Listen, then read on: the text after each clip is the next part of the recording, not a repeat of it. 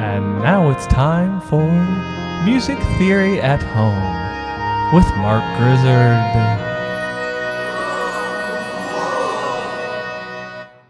18, 19, 20.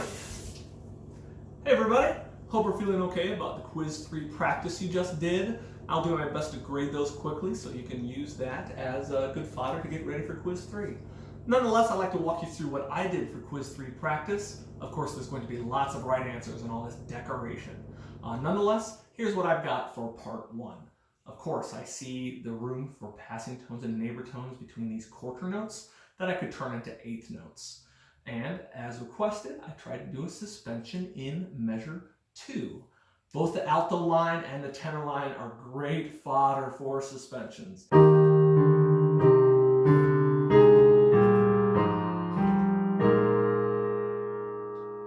The E flat was a chord tone in beat 4 of measure 1, and now it is dissonant.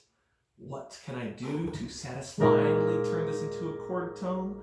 Walk down by step. And by doing that, I've created suspension, which needs those 3 components. A chord tone that is held to a non-chord tone and resolves down by a step.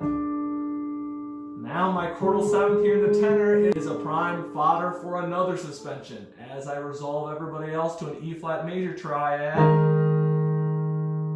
hold on that A flat and then step down. It needs to hold over a chord tone until it is dissonant and then resolve by step. So you might have something similar to that. In part 2, we're analyzing this Bach chorale. We're obviously in A major. These passing tones in the bass are pretty easy, but we might be fooled into thinking that every moving eighth note is a non-chord tone. If we look closely, we recognize that there are full triads going on, especially helped out by that dotted half note in the tenor that holds that A, which will, of course will be heard while all these other parts are moving. Measure 2, we have a little passing tone in the tenor and then a passing tone in the alto, sort of weakly exploiting exception number 1. Bach's walking his leading tone down to scale 3/5 and decorating it with a passing tone. Cool. All right, part 3 also has multiple right answers. What I did is I made decent half note chorale style and then decorated it. So while there are many right answers, here's one.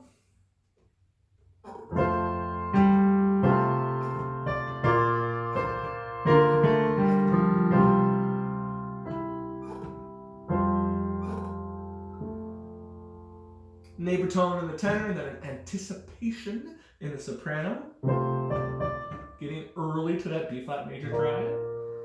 Then 2 passing tones in a row in a tenor. Again, don't do this all the time, but officially that is okay to walk from a chord tone, 2 passing tones to another chord tone. And then that same logic of suspension in the alto. What does the tenor do at the very end? It holds on to that G, and were it to step down, it would be a 9/8 suspension.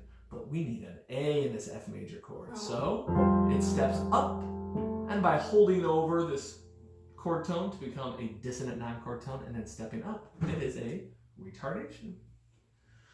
Okay, and a quick look at part 4. This piece is so beautiful. Clearly in D flat major. Lots of block chords, and only a couple times do we see some sort of ornamenting taking place. You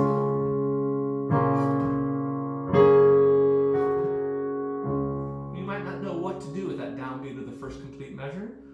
If we try to move those around into a snowman stack, we can't turn that into some sort of 7th chord. G flat, D flat, B flat, A flat. Man, almost. If we take a look at what happens 1/8 note later, we recognize, oh, okay, if I were to ignore that A flat, I see a very clear triad happening. So I circle that A flat, and yes, it's a nice chord without that A flat. Now, how to make sense of that A flat? Well, it's almost a neighbor tone. On the right of it is a 2nd away, but it gets there through a skip. So it is an incomplete neighbor tone. And specifically, it is an appoggiatura. Nonetheless, IN would be correct here. What a beautiful use of a non-chord tone here. And again, we we see the same thing happen at the end of this measure. Now there are 5 pitch classes on beat 4, A flat, G flat, C, E flat, B flat. Yikes, we move those around and realize, well, if I was to get rid of that B flat where rhythmically active things are taking place, I'm left with a 7th chord. Aha, 5 and 7. And now I circle that B flat and see how I can make sense of it, and incomplete neighbor tone works. So clearly, Quiz 3 practice is going to be very similar in scope to Quiz 3. Let me know if you're confused about any of this, and hopefully the notes I made on your Quiz 3 practice make sense to you. Before we wrap up this unit, I want to share with you guys just one of the most powerful uses of non-chord tones. Let me play for you here a video from Beethoven's stunning Adagio from his Symphony Number 11.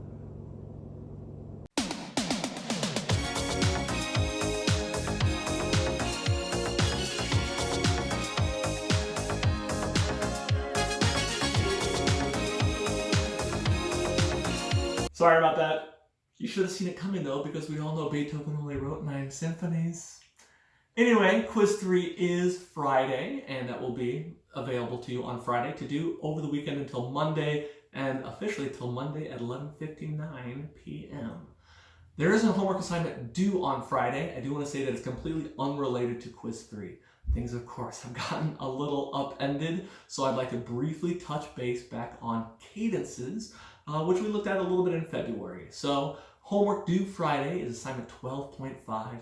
Let's take a look at it. Okay, 12.5 looks simple enough. We are asked to write progressions in SATB voicing according to some Roman numerals. And the Roman numerals they give us are pretty simple. Here in example A, we're in F major, and they've given us a 1, a 1/6 chord, and a 1 going to a 5. Great. So I went ahead and started B in the key of D major. I wrote a 5-1, 5-1. And I feel okay about the spacing and the doubling and the voice leading in that example. And then I went ahead and did example C in C minor. Of course, I wrote my key signature, and of course, I raised my leading tone on 5 chords in minor. So I'm feeling fine about that work. So now let's take a look at the other things that this assignment asks us to do. Label the cadence type. Okay, so a quick review here from way back in simpler times when we were looking at the general types of cadences, which are, of course, the ends of musical phrases. So here's just the first 3 examples from this handout to remind us a perfect authentic cadence is a root position 5 chord going to a root position 1 chord where our soprano voice, the top voice, ends on scale degree 1. This is the most conclusive thing we can do. 5-1 and a T-do here is very conclusive. Right? A perfect authentic cadence, root position 5 going to root position 1. An imperfect authentic cadence is still authentic. We still have 5 going to 1. It still ends the song, but maybe not quite as strongly.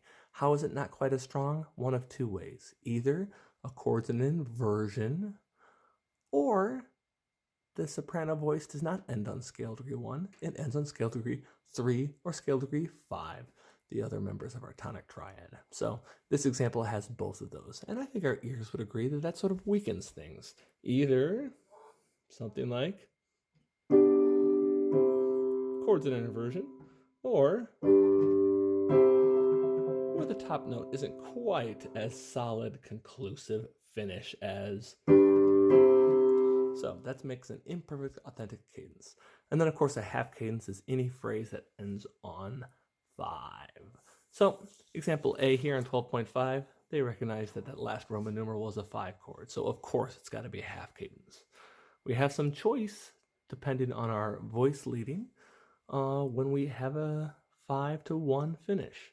Here in example B, I created a perfect authentic cadence.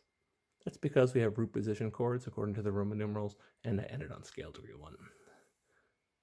In example C, I've got root position 5-1, but my soprano ends on scale degree 5, so that is an IAC. Cool, hope that makes sense, but definitely review. What is brand new here is this. Add a contextual analysis. Okay. Contextual analysis is all about stepping back and trying to save ourselves some effort. let me explain it really quickly. You'll notice that what they did under their Roman numerals was a T and a D. T stands for tonic, and D stands for dominant. So they've noticed when I see a 1 chord, I'm going to write a T. And when I see a 5 chord, I'm going to write a D. Now this, at a glance, seems just like unnecessary busy work. We already know it's 1 and 5. Why do we need to do something else? In short, simple excerpts like this, it seems a little silly to just throw a T every time you see a 1 and throw a D every time you see a 5. However, eventually, we might be looking at more complex music, like this example from Beethoven.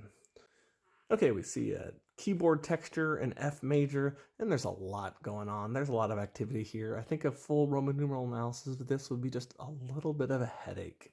I don't even know what to do with this first measure, but I do know that F major is very clearly implied there at the very beginning, and then there's a very clear C major at the end of this first line. Okay, we're going to call that a half cadence. They've labeled it. Big, obvious arrival on 5. Then similar things happen in the second line, but at the end of the second line, 5-7 moves to 1, and soprano ends on scale degree 1. It ends on a PAC. So we still can get a good sense of this piece just by taking a look at how each phrase ends. We end on a 5, we end on a half cadence, then we start over, and then we end on a PAC. Okay, so a contextual analysis might take a look at this and recognize that measures 1 through 4 is the tonic area. We set up F major. We're pretty much rocking that F is the lowest note in the left hand here for a while. Measure 5, we see a clear 5-7 chord here. Here's where a Roman numeral might help, and we recognize that then we spend the rest of this line in the dominant area. We start over in measure 9, tonic area. We go to the dominant area in 13, but then come back home to tonic. So that's the difference between these two phrases. Let's listen to this really quickly.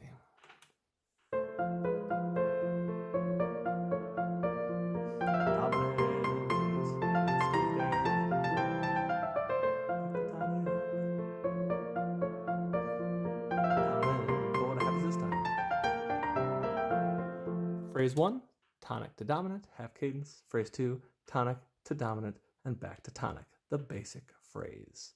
So we would call this a contextual analysis, which is a lower level analysis, less specific than Roman numerals, that broadly divides a phrase into tonic areas and dominant areas. Let's go back to 12.5. So we see that they've provided a contextual analysis for example A. We have 3 1 chords all in a row. While there's activity going on, we can just sort of recognize this to be the tonic area. We draw a dash, and that takes us to the dominant area on a half cadence. Cool. For example, B, we have 5-1, 5-1. We sort of have dominant to tonic, and not a whole lot of extension of any of these areas. Okay, sure. Example C, we have got a 1-1, 5-1, which means we could say that the tonic area lasts for 2 measures. Then the dominant area lasts for 1 measure. And this is what we refer to as the basic phrase. Satisfying music establishes tonic, lets you know what key you're in, goes to the dominant, you feel that pull of the leading tone, and then resolves back to 1. Here we see 5 going to 1. That is a basic phrase. Okay, so homework is D, E, and F. Please write in a key signature. Please write good SATB writing, and then label the cadence, provide a contextual analysis. Let me know if you have any questions. Good luck on the quiz. 1, 2, 3, hit it!